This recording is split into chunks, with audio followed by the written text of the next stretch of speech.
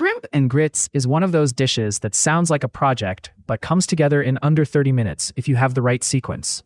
The key is building the Creole sauce while the grits cook.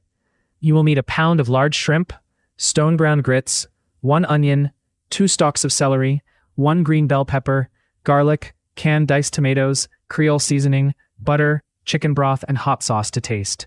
A pound of large frozen shrimp runs about $8 to $10 at Fred Meyer or Walmart here in Washington. Grits, canned tomatoes, and the vegetables bring the total to right around $20 for 3 to 4 people.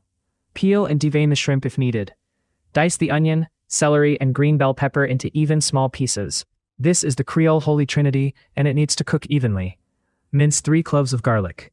Measure out 1 cup of grits and 4 cups of water or broth for cooking. Start the grits first, since they take the longest. Bring 4 cups of salted water or chicken broth to a boil. Whisk in the grits, reduce heat, and stir every few minutes. They need about 20 minutes total. In a separate pan, melt 2 tablespoons of butter over medium heat and add the onion, celery, and bell pepper. Cook until softened and starting to color, about 7 minutes. Add the garlic to the vegetables and cook 1 minute. Pour in 1 can of diced tomatoes and 2 teaspoons of Creole seasoning. Stir and simmer for 5 minutes until the sauce tightens slightly and the color deepens to a rich red-orange. Taste and adjust seasoning. The sauce should be bold enough to stand up to the shrimp. Add the shrimp to the sauce in a single layer. Cook 2 minutes per side just until pink and curled.